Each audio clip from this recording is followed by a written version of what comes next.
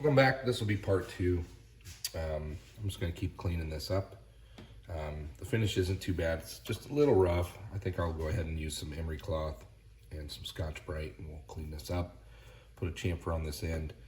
Then we'll flip it over. I'll get out my dial indicator just to practice using that, and we'll indicate it close to the drill chuck or the jaws on the lathe chuck, because the rest of this bar is going to have a bit of a bend in it.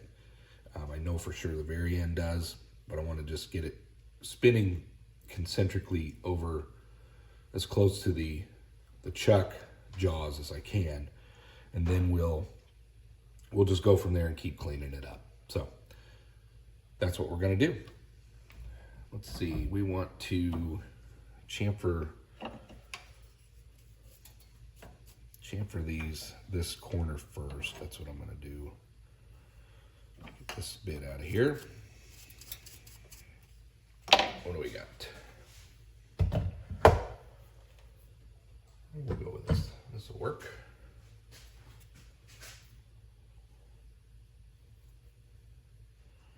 I think I need to grind that a little more, but it's going to be just fine for this. You can see that, yeah.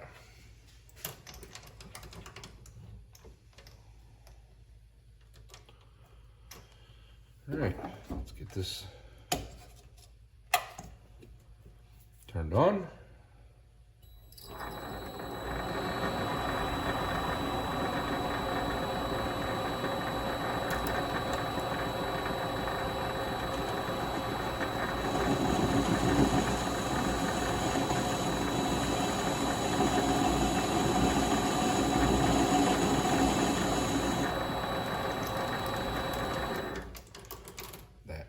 Good enough. All right, get this out of here. Put it on the rack.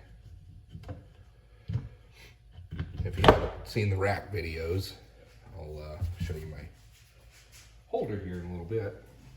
Let's get out some of this emery cloth.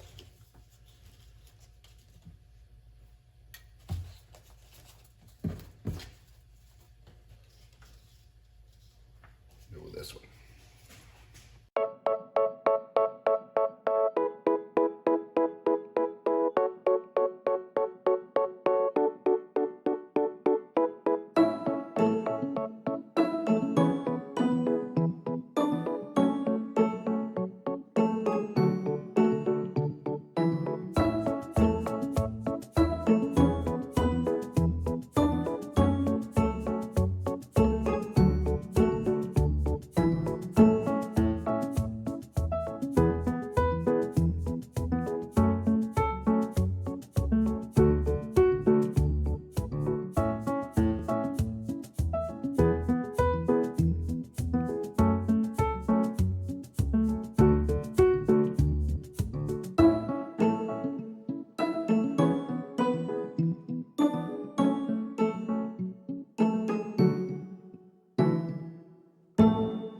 Well, it certainly looks terrible.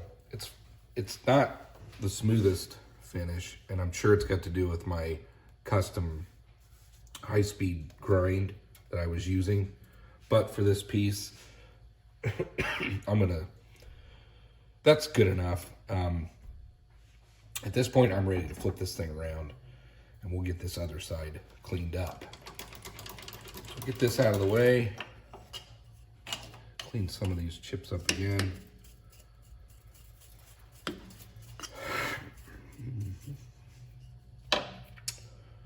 And there we go. Let's get this out of here.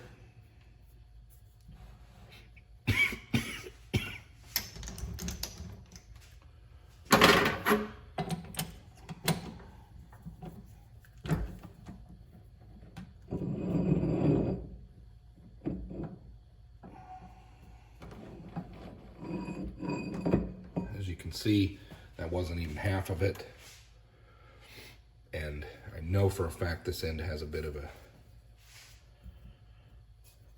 bend in it, but this is what we got. So, like I said, I'm going to chuck this up as close as I can with leaving a little bit of material so that I can dial indicate this.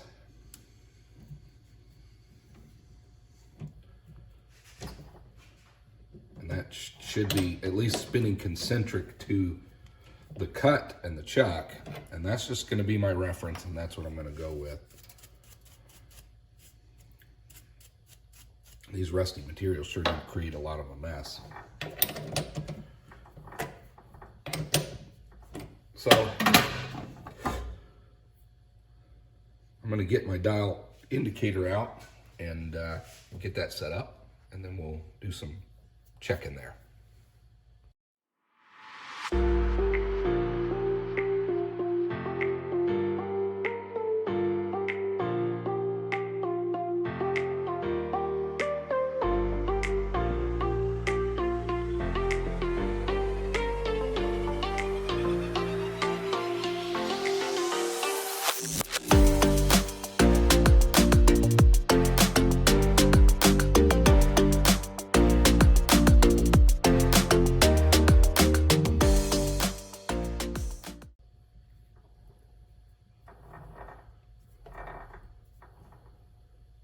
And there's our 0. So I think if I tap it that way, just a little bit, use my hammer, we'll see what we got here. It's tight, so I'll probably have to loosen a little bit.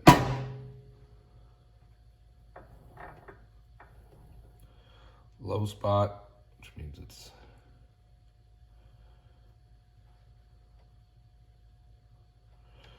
that way, so it needs to come this way. High spot needs to go that way. May have to loosen it a little bit.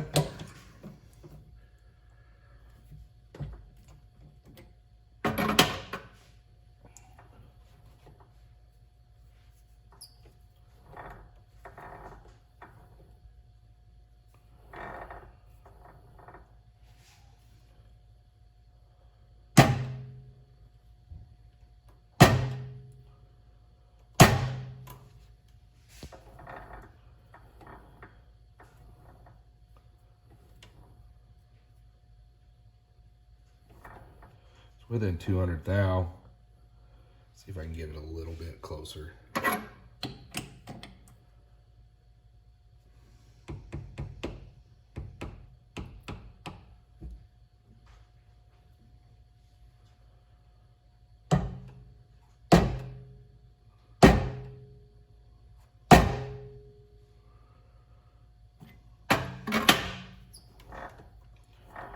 That's not closer.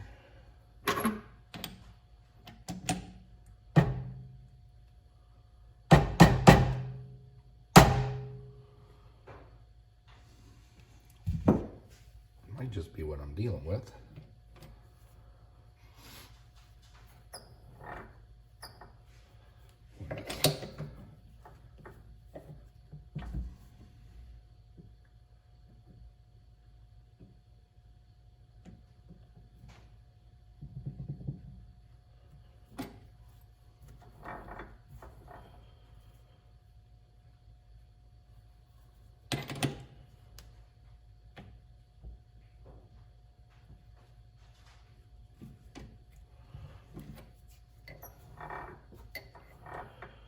That's about as, well, 1, 2, 3, 2.5, 1, 2, so there's 2, there's about 200 thou.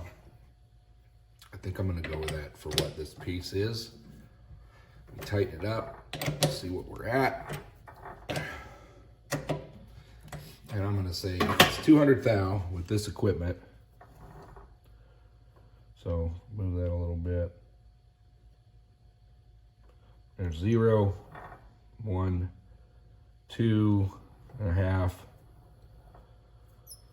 Actually, it's right at 200 thou. So 200 thou difference. I'm calling it. That's good enough. So let's get our indicator out of here.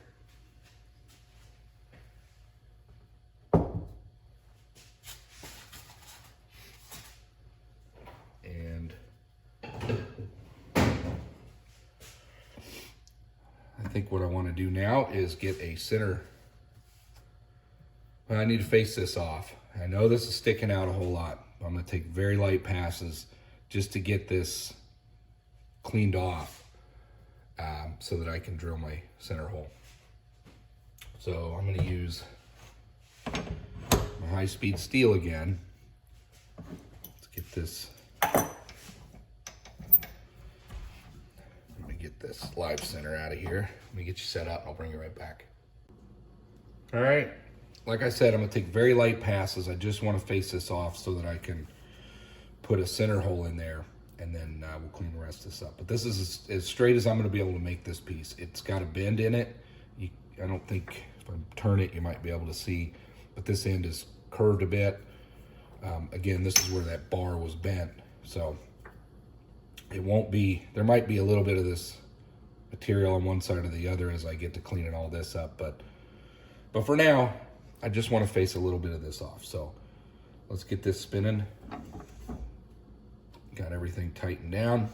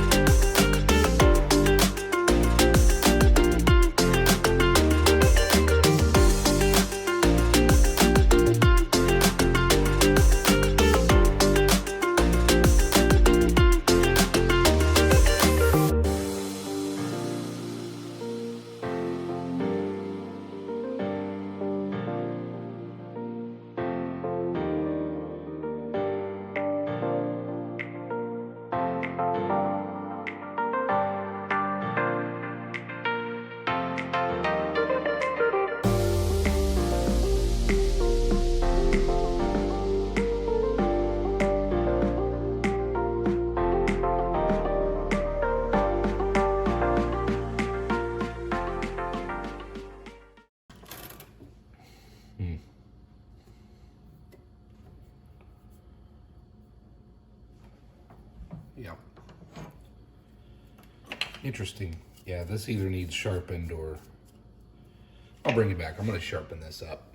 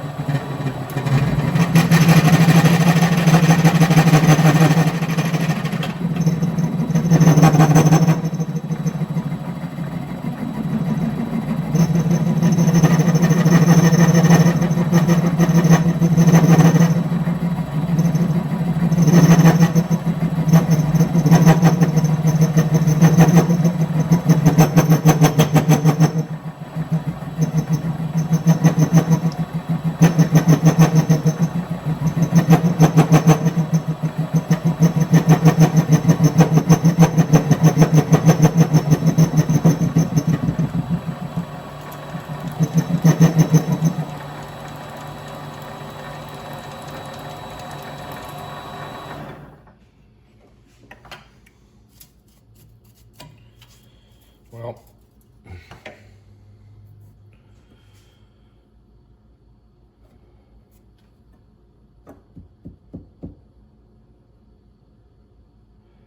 I really just need to have this chucked up closer to here, but I can't because this thing's got a bend in it. So whether this is right or wrong, I'm going to try a new approach. I'm going to try to center drill this.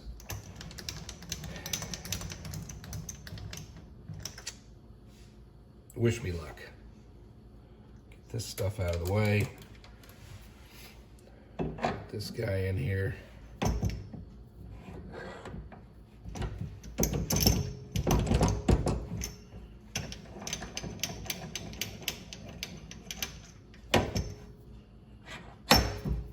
Okay. Get this up.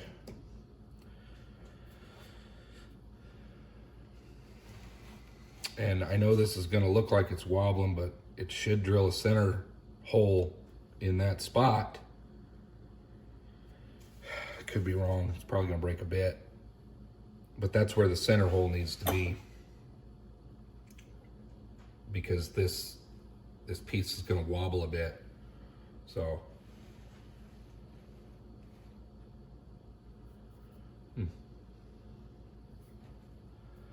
Let's see what happens.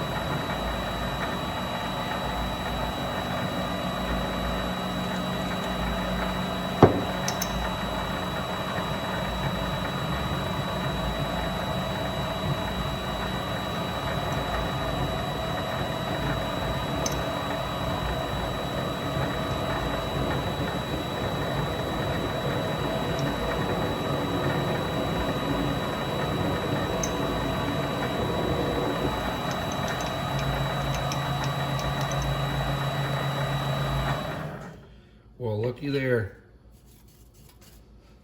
Success. I've had trouble drilling center holes. I think I want to take that a little bit farther in. Thrilled with that. Yeah, I want to go a little farther.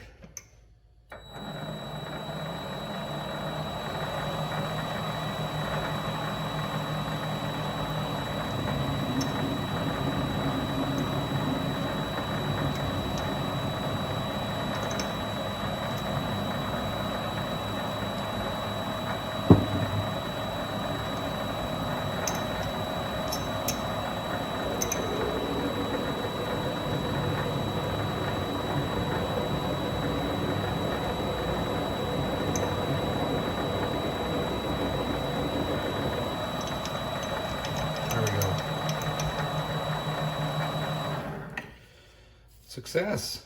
I drilled another, so that's 2 center holes on this stock. That is a wobbly piece of stock. I'm quite happy with that.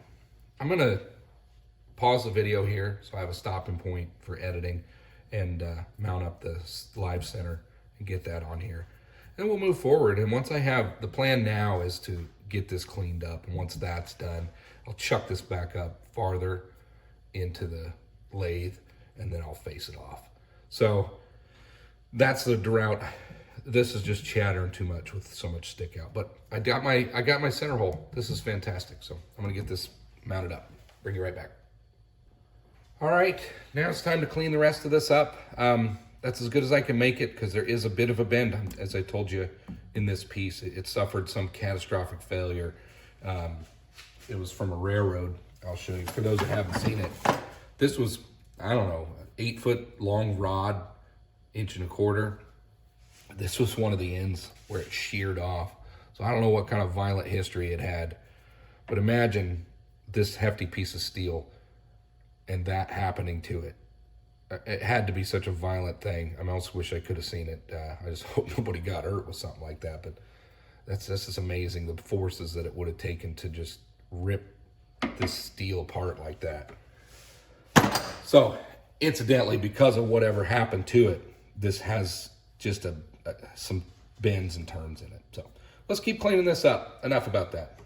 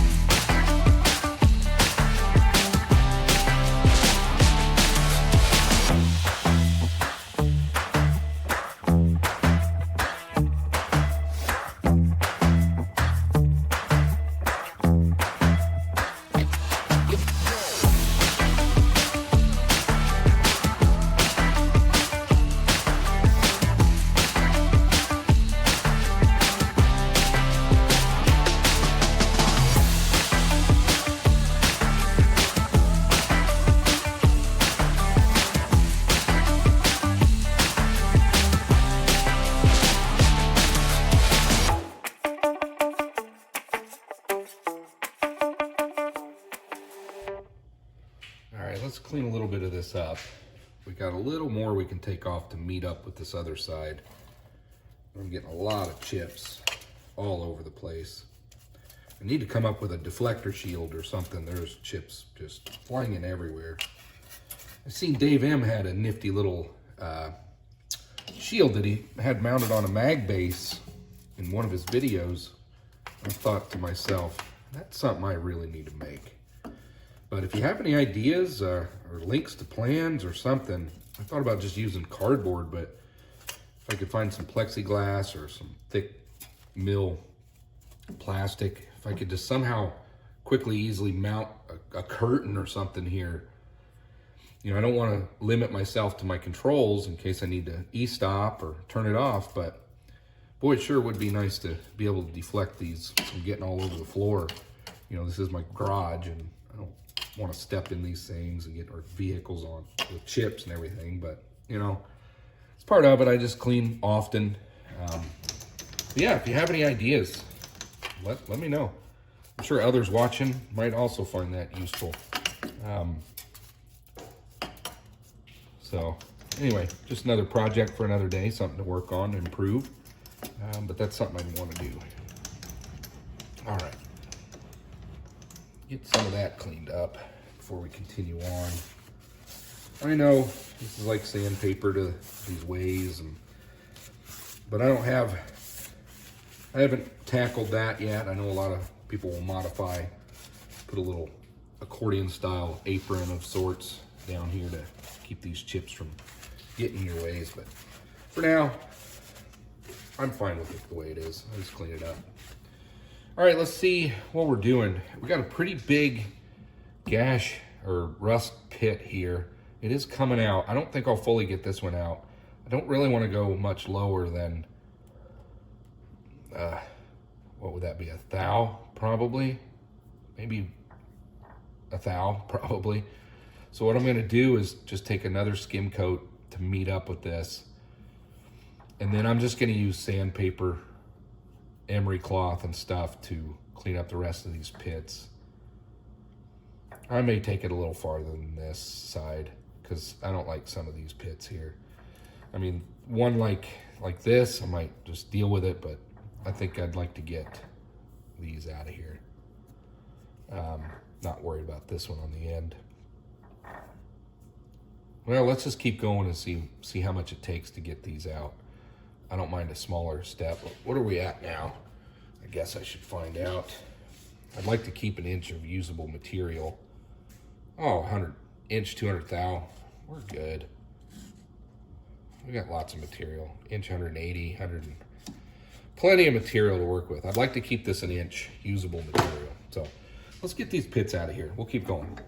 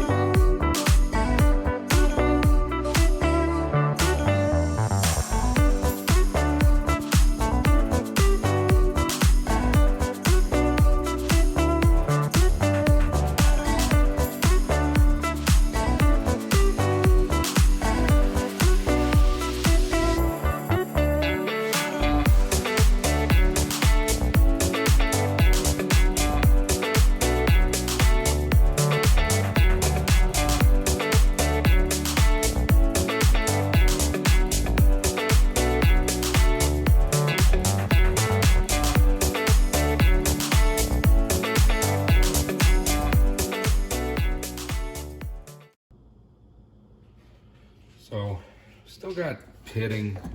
I hated to bring this down farther than farther than this other side, but I want to, you know, I could probably use this as it is, but I really think I'm going to keep going and get these pits out of here. There's still quite a few pits, so I'm going to go ahead and do that. Take another pass. I might be able to get out with one or two more light passes, get these pits out, or at least almost all of them. This one here is a little deep, so I may leave that one, but let's take another pass. I'm a little deeper than this other side, but that's okay. We'll get this cleaned up, and then we'll flip it around. I think we're still over 1 inch for sure. 160 thou, so we only took off 20 thou. 150 thou, so inch, 150. We got plenty to take off. Let's take off another pass and keep going.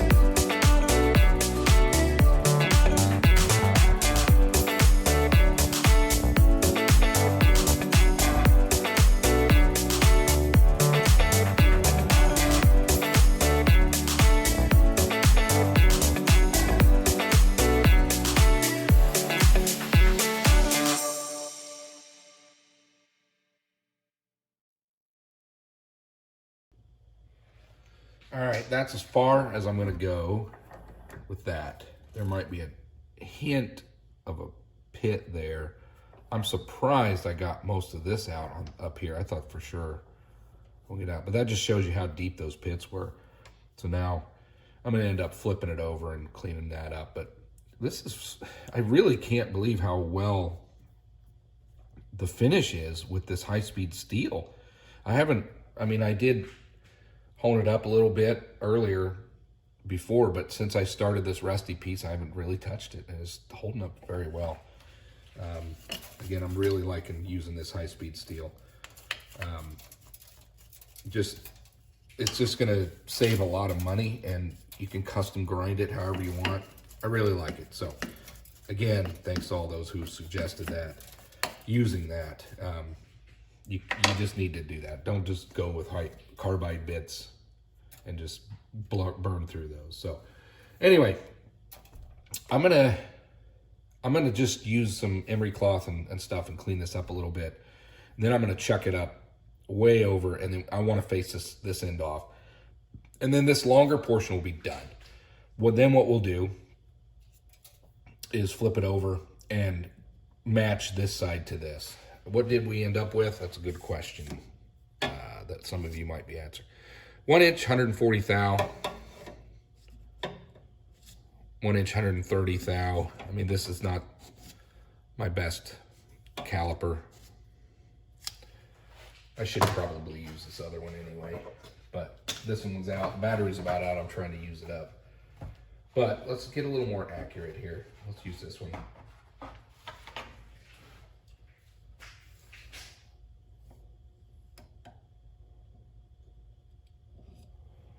One inch, 134 thou and 5/10.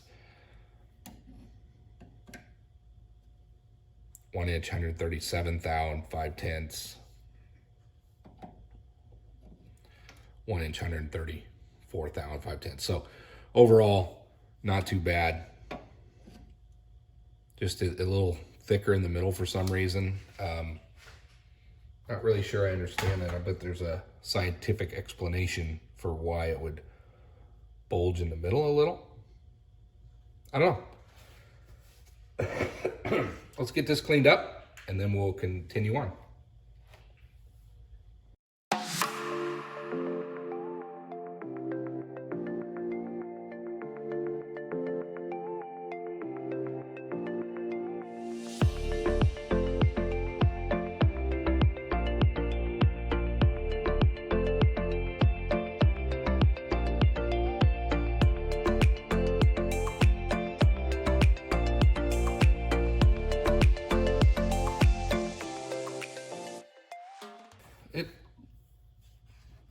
it's not bad. It may look worse than it is. How about that? That cleans up really nice.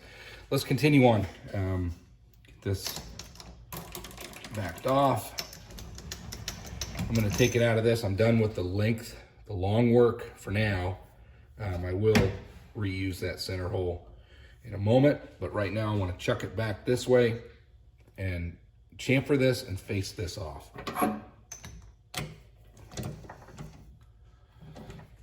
There we go. And this is what I love about, or like about this particular lathe, is I got plenty of bore width where I can stick that out the back. Some of these others are, you just don't really have that flexibility. So there we go.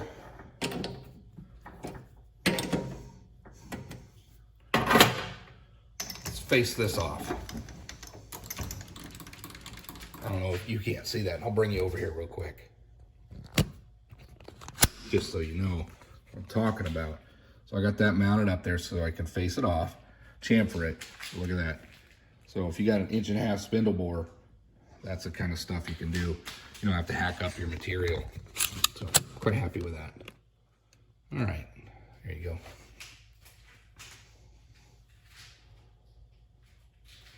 I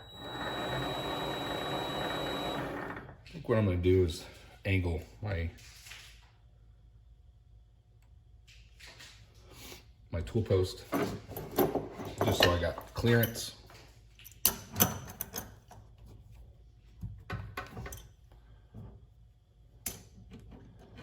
Like that.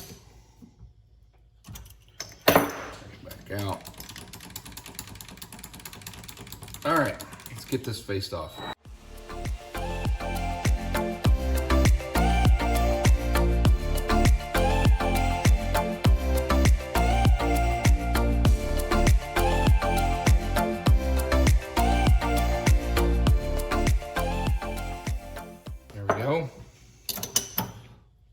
Loosen that up. Take this guy out of there.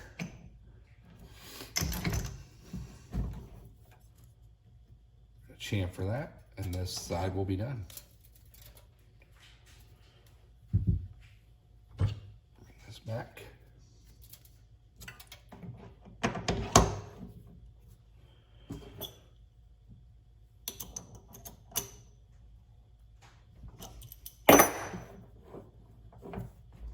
That up.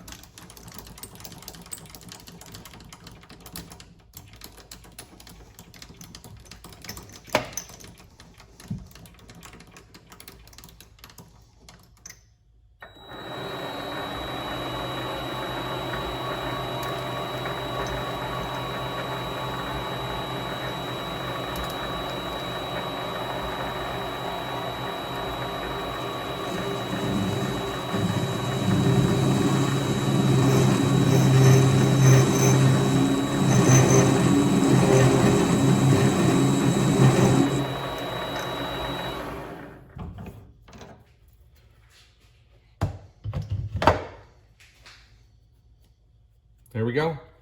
This side's done. Now it's time to flip it over and finish bringing the overall diameter to match. I'll bring you back.